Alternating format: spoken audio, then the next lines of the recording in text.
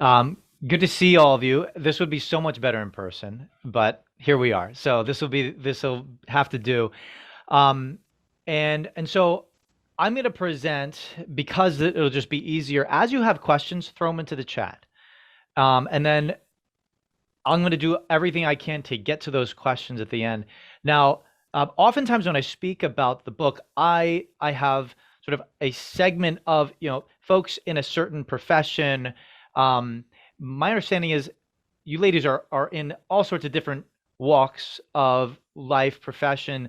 So this is a challenging one for me because um, I oftentimes am speaking to business owners specifically, oftentimes smaller business owners or people in sales.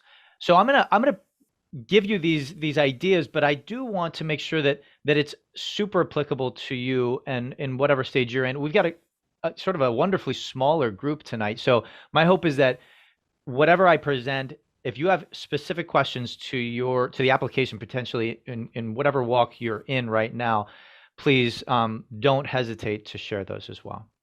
All right, so I have this big six. Can you all see it, by the way? Just give me show me your hand if you, okay, good.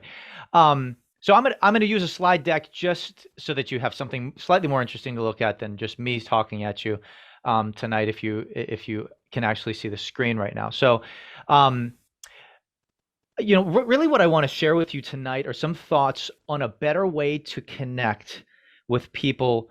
Now, I wrote this book specifically for business, but frankly, as I've shared some of these ideas, I think many of them are applicable to our lives outside of business as well.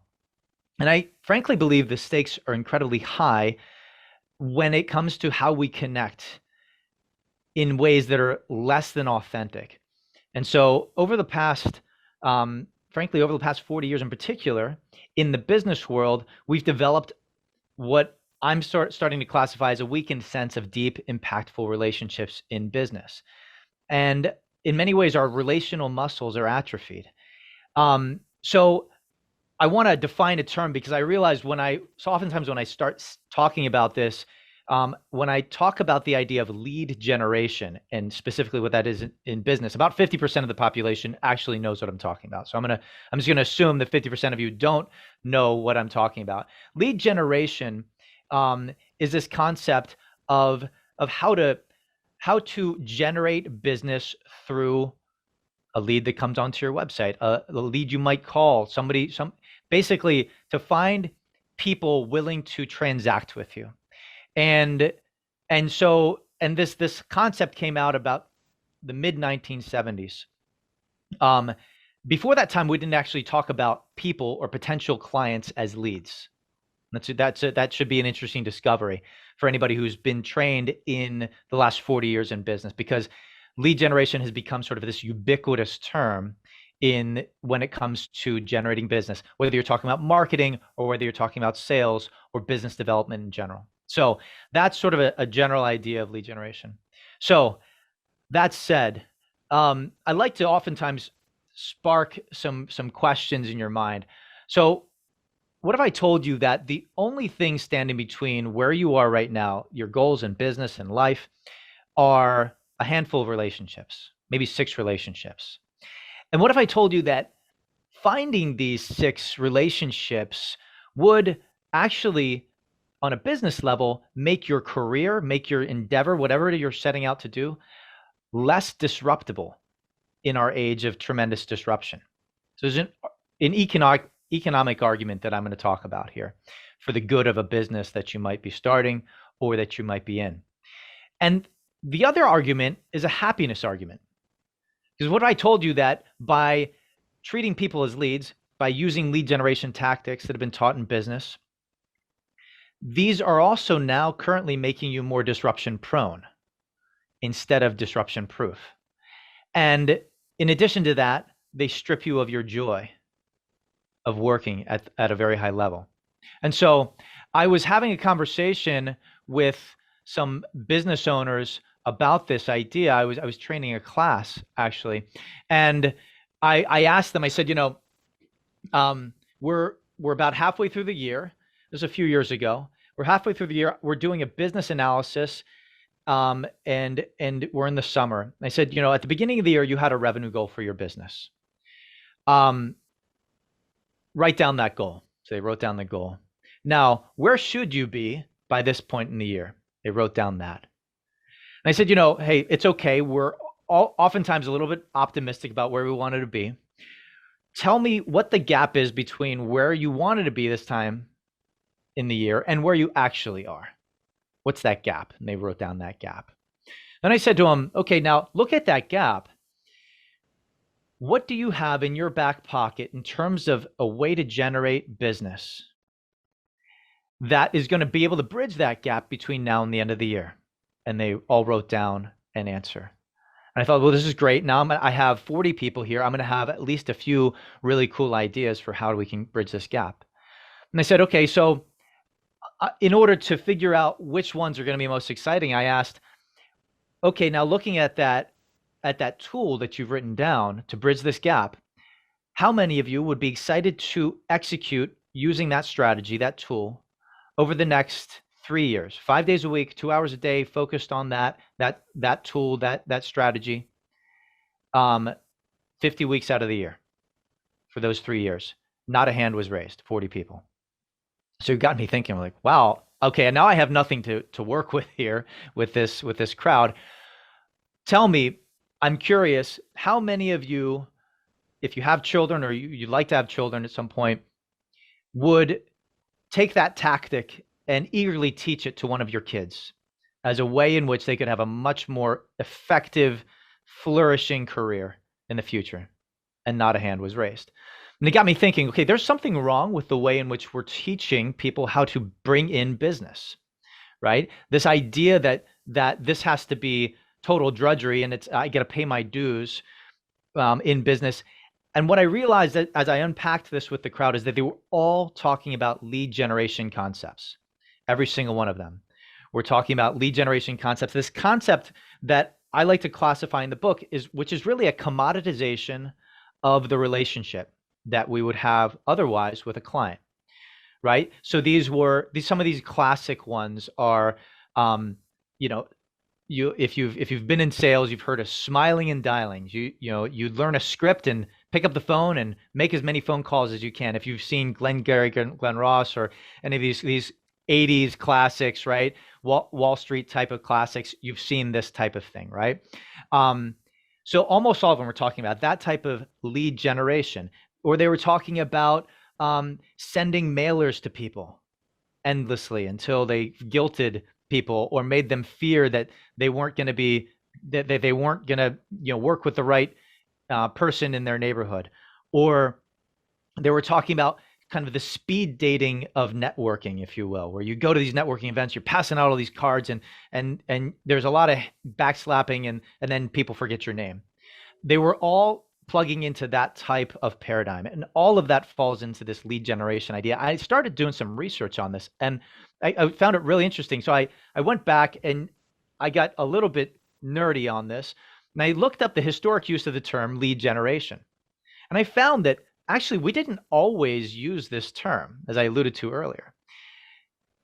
And Google has this great system, Google Ngram, and you can actually look up, because Google has categorized everything that's ever been written. And so you can actually type in the use of words over history and the instances of them. So I looked up lead generation. Turns out the first instance that we ever used lead generation in a marketing or sales setting was 1964.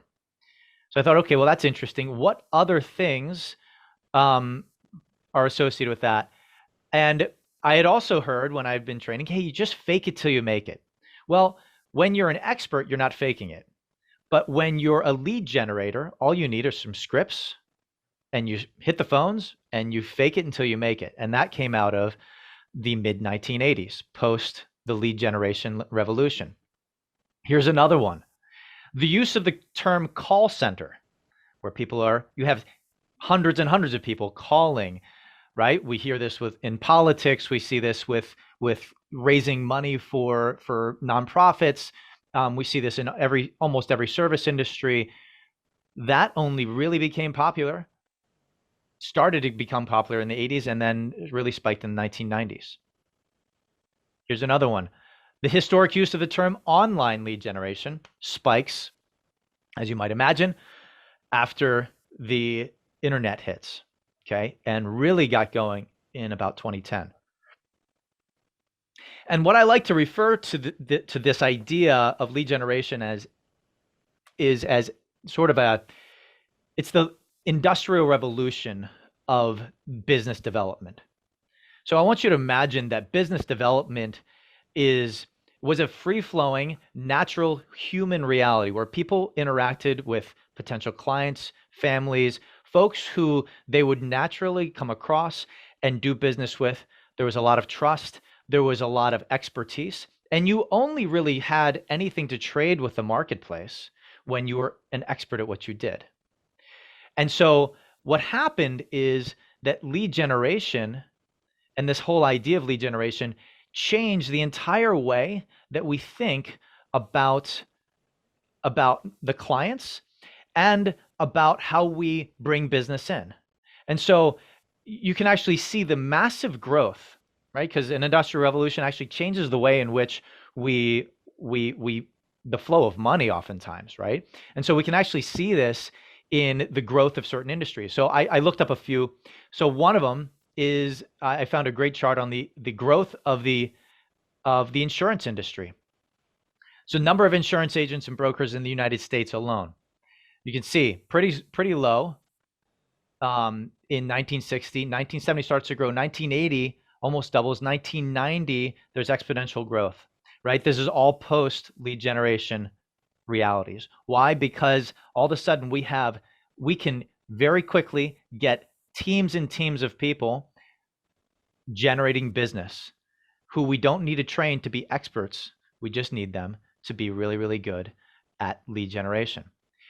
My own industry, or one of the companies I own is a real estate company. Total number of realtors in the United States went through the roof. Late 1970s, 80s, and then we're at 1.5 million people who have their real estate license in the United States. Actually, just in the realtor associations, about 2 million. There's literally no other service industry on the face of the earth historically that's come close. This is just massive. All happened after we started treating people as leads. Here's a boiler room shot. This is classic, what you think of as lead generation and what is classically out there. Obviously now everybody's doing this from home, but still the same idea. What we've gotten away from is this concept of deep craftsmanship. And one of the things that has happened and one of the efficiencies of an industrial revolution of the sales process is that there's now no experts needed in order to do what we do. And so all you need are some good scripts, maybe some good shoes, a phone, and a database, and you can start generating business. You don't actually have to be a master at your craft, right? Now that's much more efficient. On paper, to a company, they say, well, this is really all, it takes much less time than ramping up a total expert to be able to go out and sell these things. And it's much more scalable. The other major factor, so it's sort of a two-factor thing that happens in when it comes to generating business this way, lead generation, is that lead generation and this revolution made talent much more expendable. And so we could ramp them up shorter. When we fired somebody from our firm, we weren't firing an expert. We were just firing sort of another cog in the wheel. It didn't work. We just replaced with another cog.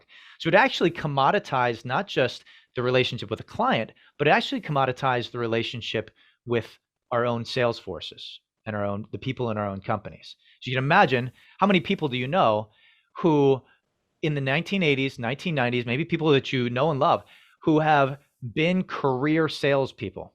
They've bounced from one career to another, maybe within the same industry. Maybe they've bounced, outside of that industry to another tangential industry, but they're career salespeople, and that's what they've done. Why is that happening? Mainly because they're very expendable. And so that's what happened in the 1980s, 1990s in particular when it came to lead generation. And so one image that as I'm describing this to folks that I like to use is the idea of of a dam, of lead generation as a dam, where a dam does something really amazing. It actually takes the power of a river and forces it into, well, first of all, it restrains it, but it also can turn it into energy. And in many ways, that's what lead generation did, the revolution of lead generation. Imagine the river prior, sort of free flowing, and there was all sorts of ways to connect with the fish, if you will. If you were an angler, you could connect with the fish pretty easily, right? Now we can funnel all those fish through a pretty small hole. And that's what lead generation did, is it created this funnel for how we think about, for how we think about um, people and relationships. The problem with that is it's very disruptible. Here's a image of disruption, luckily not in my front yard. But the problem with that is when everything's running through one pipeline, it is also really, really easy to disrupt that pipeline. And so what's happened is this guy. I don't know if anybody recognizes him. This is the late, great Clayton Christensen from Harvard Business School. Clayton Christensen posited in 1996 this idea of disruption, of innovative disruption. And it was more of a theory at the time, but he completely called the idea that disruption was coming in a way that we've never seen it ever before. And it was coming for all sorts of industries. Here's a few. We classically think of like a Netflix as disrupting Blockbuster, right?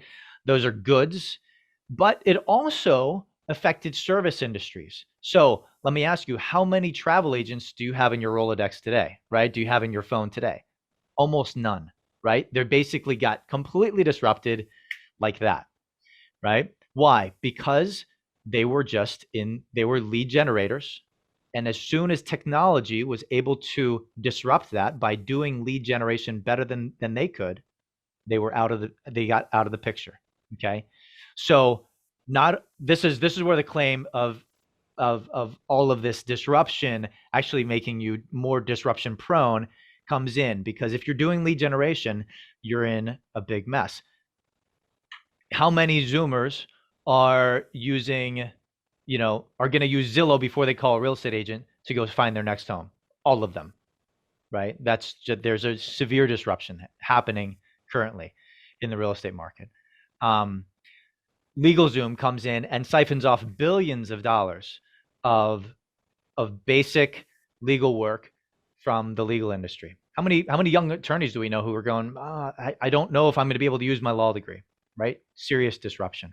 And so you can see sort of all of these industries have been disrupted by tech. What technology does, and what any sort of revolutionary technology does, is it cuts the fat off of the bone where a client is not getting treated as well as they could. So here's what's happening on the client side of things.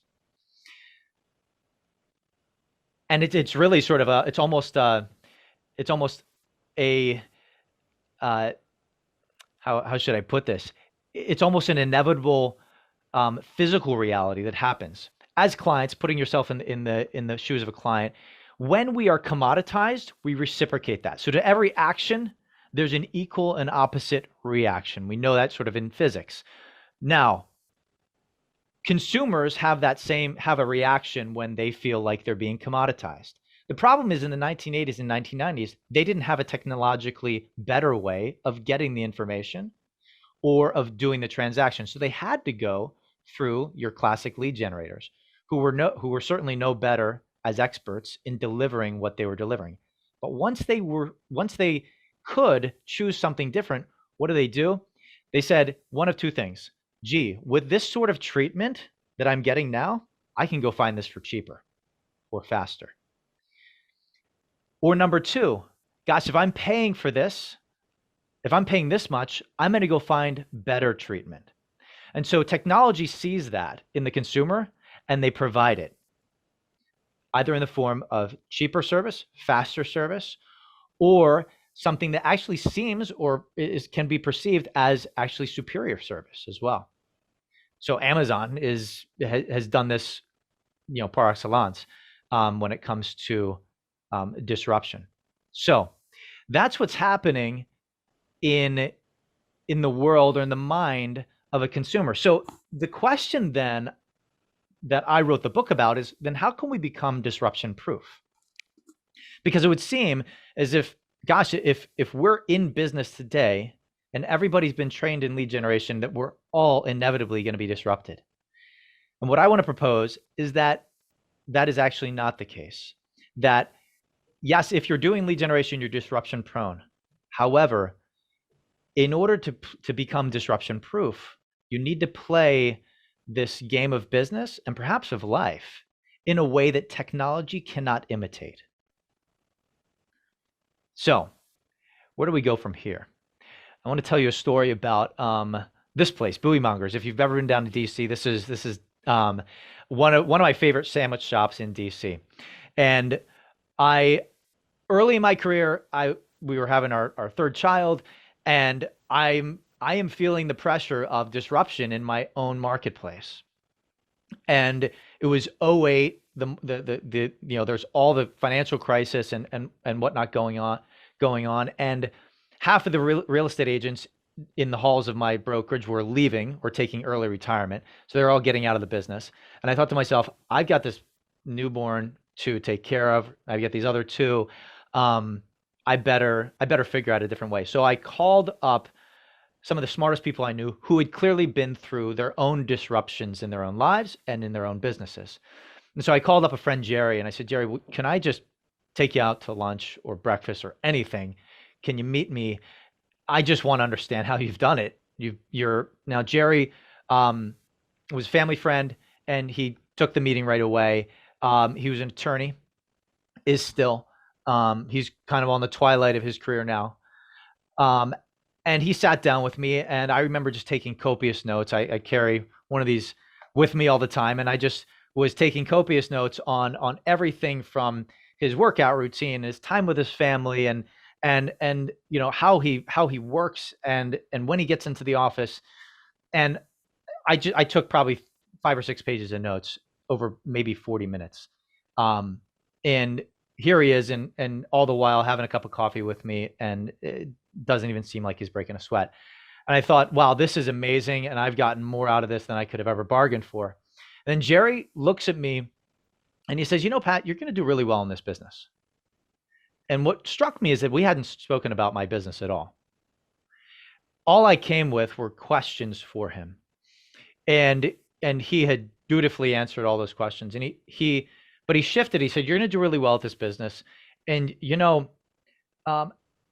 I don't know anything about real estate, but if you could keep me in mind, if you run across something that you think would be a good investment, would you give me a call? And I was 27 at the time. I couldn't believe my ears. This is someone I respected, at a really high level. And I thought, well, this is the best breakfast I've ever had. It's fantastic. But then he said to me, I've got to run off, but before the day is over, I'm going to connect you to 2 business owners who I know. They're excellent. I think you're going to have a lot in common with them. And I'll make sure that you get their information, and I make that connection. Well, this just became the best meeting ever. And I remember walking to my car after that, and realizing that, gosh, if I had a conversation like that every day, I'd never have to worry about doing lead generation again. So over the next year, I went on this little journey of trying to find those types of relationships in my life.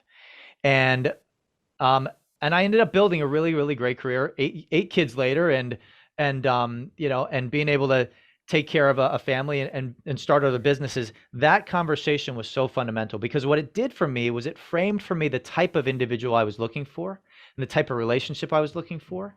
Now, if I had shown up to that meeting treating Jerry as a lead, none of that would have ever happened. If I had shown up trying to pitch him, none of that would have ever happened.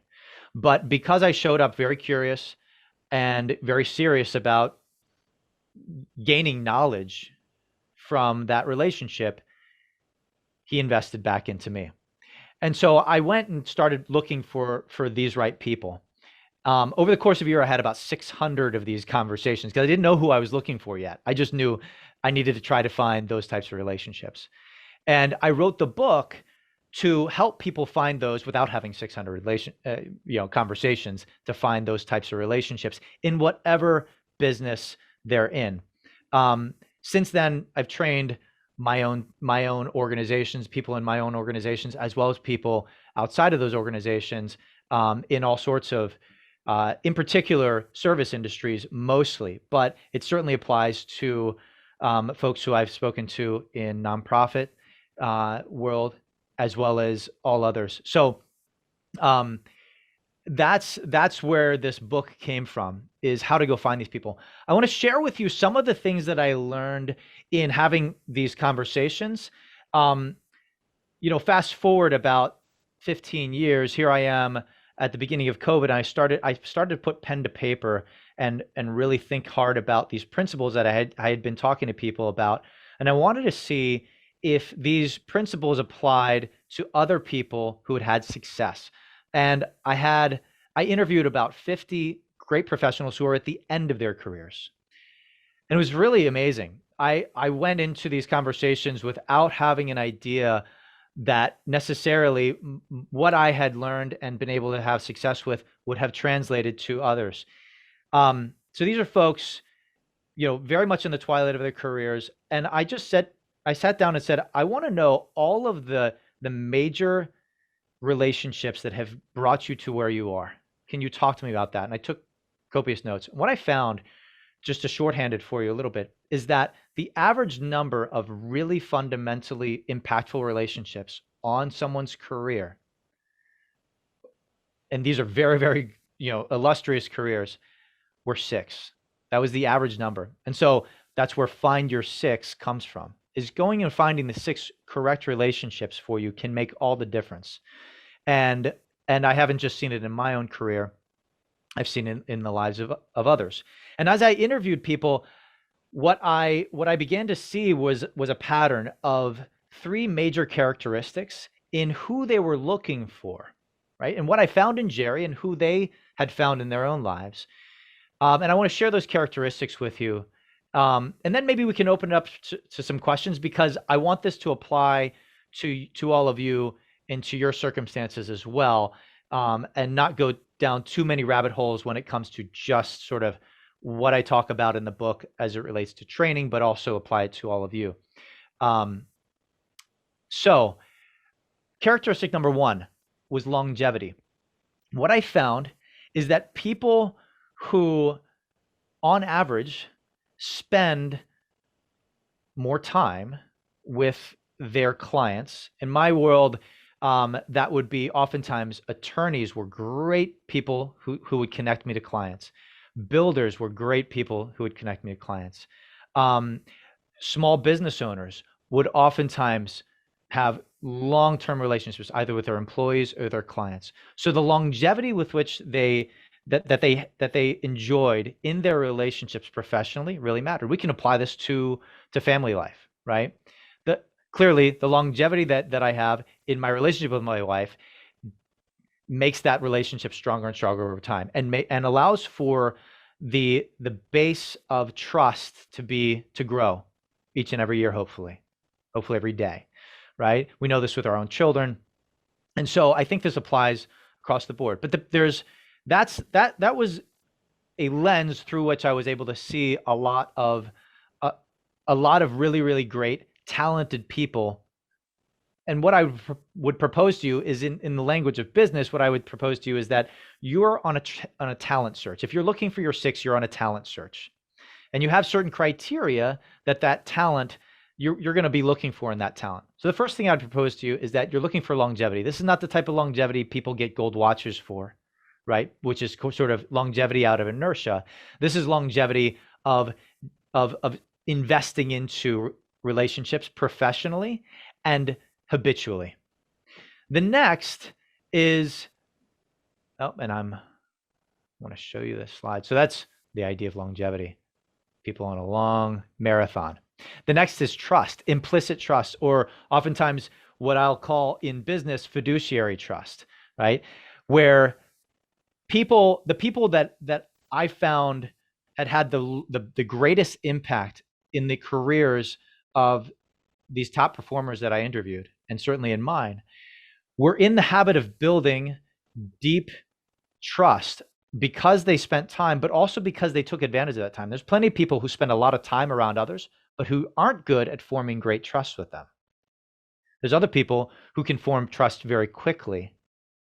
And so that combination of longevity and time, as well as the ability to habitually be trusted at a very high level in economic terms, what I frankly found is that when people were trusted at this level, they made in their professions over time much more money. So economically, it's a good thing. Now, obviously, you don't become trustworthy because you're economically driven necessarily, right? But it's certainly a result. But deep fiduciary trust, the ability that people would have. I mean, this is the trust that a priest or a rabbi hopefully engenders in their congregation, right? That has people in their congregation call them when they're in the toughest of circumstances. That's the type of trust that I was looking for in my business relationships, right? Again, not everybody's going to have this type of trust, and trust plus longevity is going to be very scarce. The final thing is what I like to classify as total, complete ownership. One of the images that I always have in my mind of real deep ownership is we had a child with special needs. My wife with my son who had special needs owned it. She was amazing. And deeply, this is not a picture of my wife or my son, but she, the ownership that she had of her new role as a mother of a child with special needs was very deep. This is akin to the type of ownership that I'm talking about. People in business who habitually take on the burden of responsibility for others. So that level of ownership was fundamental in the people that I wanted to go spend time with. So total ownership, deep fiduciary, high-level trust, and longevity in relationships were the three characteristics that I found most common, and frankly, that allowed for these careers to endure all sorts of disruption, right? Imagine disruption in personal lives would be largely cured if the people in those disruptive realities had those three things. And so what I want to propose to you is that these three characteristics are what you're looking for in the people that you surround yourself with professionally. I'm going to end with one last thing because I want to be sensitive of your time and I want to get to your questions. As a father of a growing family, I felt an obligation. I'm sure many of you mothers also feel this obligation every time you step out that door to go to your business, to go to click into working. You have an obligation to your family to really work with that time. And what I found is that lead generation didn't actually honor my family's time very well. And so I came up with a saying for myself, and it was this: guard my professional time, effort, and money for the most influential, again, those three characteristics, individuals, so that I can guard my personal time, effort, and money for the most vulnerable, who happen to, by the way, have my same last name when I walk back in that door.